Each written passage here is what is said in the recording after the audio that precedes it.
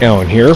Finally got, and it's raining a little bit, but not as bad as the last time I wanted to go.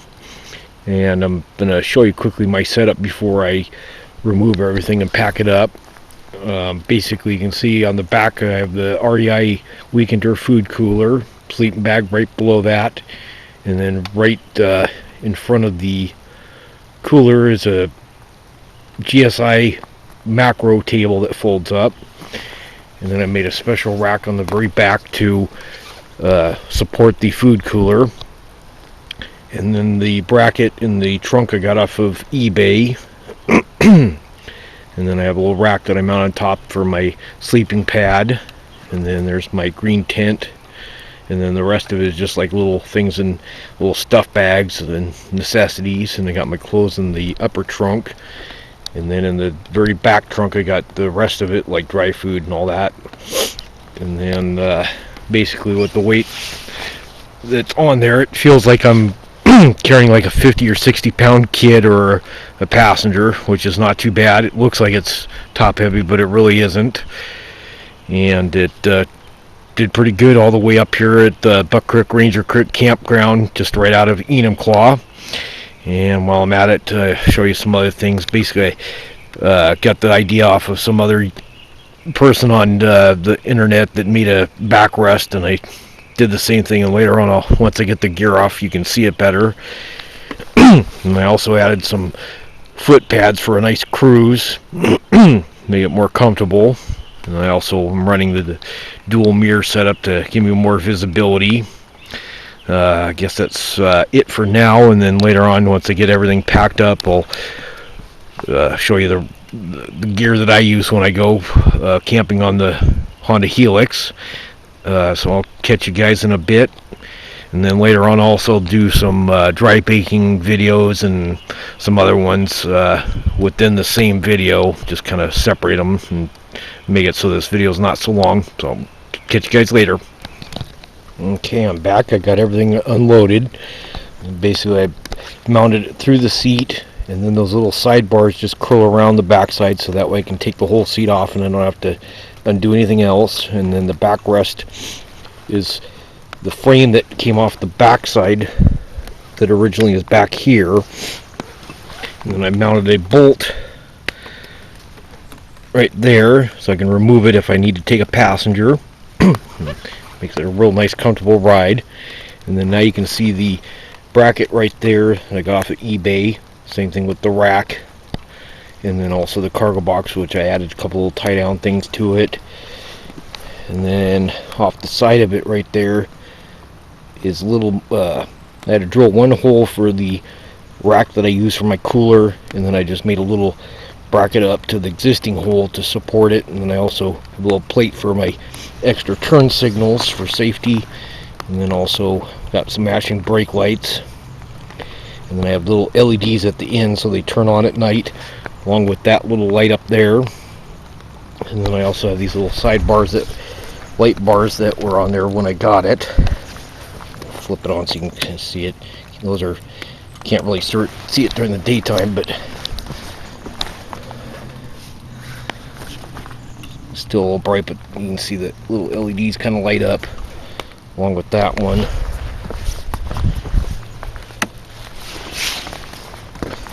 And let's see, I'm trying to think if I forgot anything. Oh, and then on the mirrors, what I did is I used a little square stock to space the existing mirrors out, and I had to get longer bolts to go through that in there, and also gave me a spot to drill a hole for the stem style mirror. And that makes a big difference on safety, and I can see what's coming up on me. Okay. And then I have some other videos on YouTube that I did a review on that tent, and this time I'm in the same spot I did the other review, but now I moved the tent underneath some trees, just be a little different.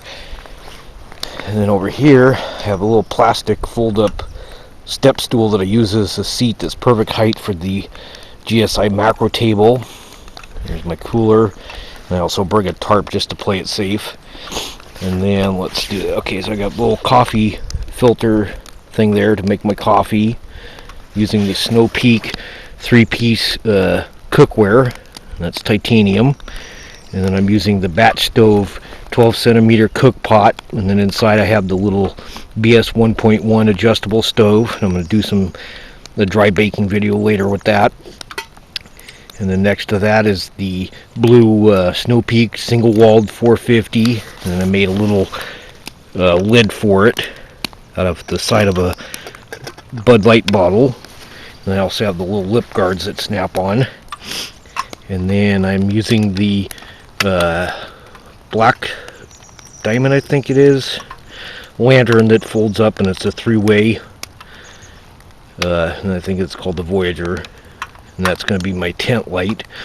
And then next to it in that white case is the Snow Peak lantern with the piezo igniter glass globe, and then the Snow Peak Snow Peak stove with the fold-out legs with the piezo igniter with the windscreen. And I use a plastic bowl, plastic plate, and I got some silver in my other little thing. It's just not that important. And then I'm going to also try this little aluminum / stainless steel stove I got off of eBay, which folds up.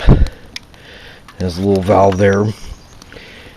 And this thing has really good simmer mode and good boiler time. And I also picked up the little adapter so I can run it either on the isobutane or the cheaper butane with this adapter, so that goes with that. And then I just plug that right into the little valve there. I'm going to experiment and play with that little guy. I like having a couple backup stoves just in case.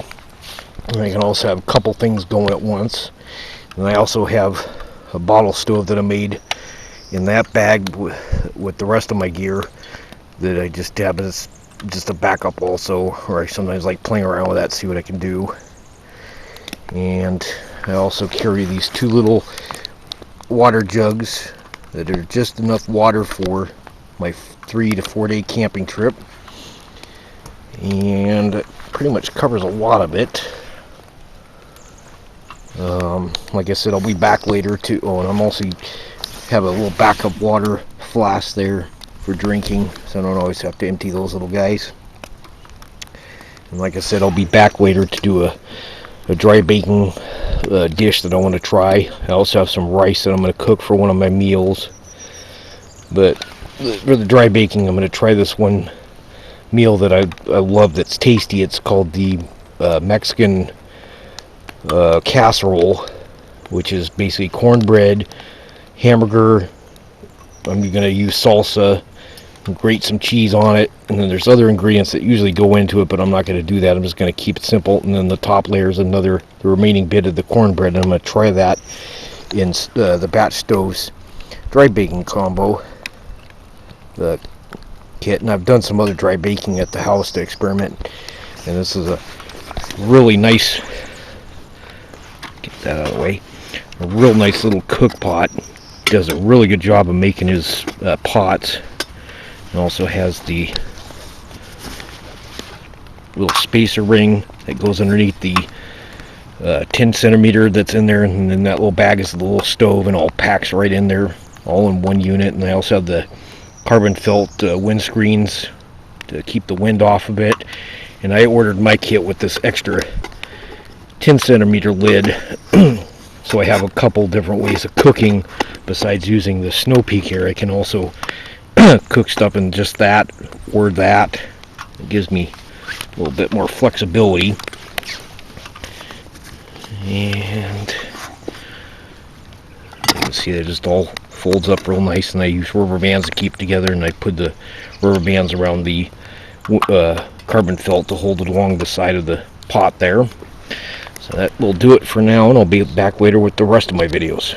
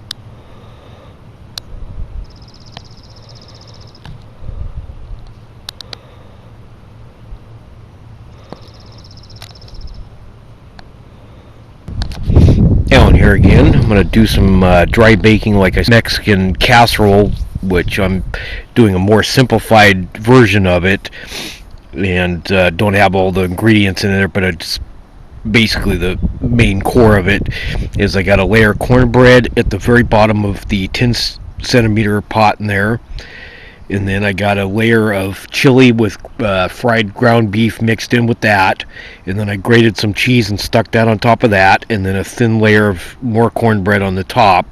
And this is a pretty big healthy batch that I'm making, so it's going to probably take a while, and I'm predicting probably anywhere from 45 minutes to an hour, or maybe sooner, because there's a lot of mass in there and a lot of liquid. So I'm just kind of playing around and experimenting. And I got the BS10 with alcohol in it, got it set to simmer modes, and I got the windscreen around it, so I'm going to fire it up and set it on there, and then I'll stop the video, and then I'll start the video again when it gets done and see how she turns out. So I'll be back. Okay, we're at about 25 minutes, and 1 ounce of alcohol to the stove. So it has a pretty good breeze out where I'm camping, so it kind of burns a little faster. And we're going to check to see how we're doing so far. It's coming along. It's going to take a little bit because it's still wet in the middle, but definitely you can see that it's rising to the top, so it's going to be a pretty healthy meal, and I'm going to probably eat half and then eat the other half later. So we'll check back at the later time to see how we're doing. So catch you guys in a bit. Okay, I'm back again. We just passed the 45 haul, so total of 3 ounces, and it's probably at the hour mark. Like I said, this thing should be done. It's just still a little moist in the top there in the middle, but we're getting pretty good, and it looks like it's getting toasty brown around the edge. So we'll just let it keep doing its thing for the 60-minute, maybe a little after, depending on how it does. And hopefully that does it, and I'll come back in a bit. Okay, I'm back. Basically what I ended up doing, for the last 6 minutes, I turned the stove to the high setting to finish off the top of it, which was still a little doughy. And after doing that, it definitely turned out done in the middle of it. Nice and done. Came out clean. Now I'm going to let it cool off, and then I'll take it out and see how it turned out internally, and I'll be back after this cools off and I remove it. So catch you in a bit. Okay, it's cooled off enough, and I basically, let's see what happens here. Boy, that came out good, and it looks like just a little bit of cleanup with a paper towel. And then what I did is I used a little cooking oil and lightly put a coating on the inside of that. And that looks really tasty, and you can see in the middle you got the cheese and the chili and the hamburger in between the two pieces of cornbread, and it's all nice and done. And I'm going to really enjoy that. It looks really tasty. So basically I think the reason why I went through quite a bit of alcohol is because of the windy conditions. At times I had the windscreen a little too close at sometimes, and then it seemed like at the end putting it on high to finish up this little top part that was still doughy did the trick, and it's just a matter of the playing around with it a little bit more. So this is my first time doing this actual dish in this cook pot set from Sam at Batchstovez, and I've done muffins and a whole bunch of other stuff with good results at 30 minutes or less, but something like this that has a lot of moisture in the chili and the hamburger and in the cornbread, you have to kind of play around to get it dialed in. And out camping I have plenty of time to play around, so I didn't mind it taking an hour to bake, plus it's kind of a fun experiment. And now with the time that it took, I can dial it in to make it be a little quicker. So hope you guys enjoyed that. If you want to try something a little bit more advanced than just your standard baking muffins and whatnot, you can try this tasty dish if you have time and the means to carry perishable foods with you. So I'll catch you later. I might have some more videos on dry baking while I'm out camping. Maybe not. I haven't decided yet. So catch you guys later.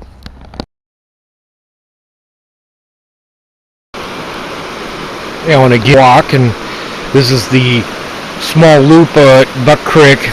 And I always like coming to this one spot to see how much the Mount Rainier melted snow has changed the landscape of the riverbed and stuff. And it looks like it did wash quite a bit out versus the last time I was here.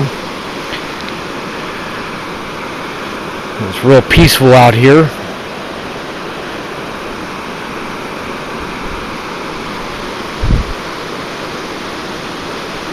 Yeah, last time the roots of that tree there were not exposed, so it looks like it probably lost a good 10 to 15 feet of riverbank, as you can see here.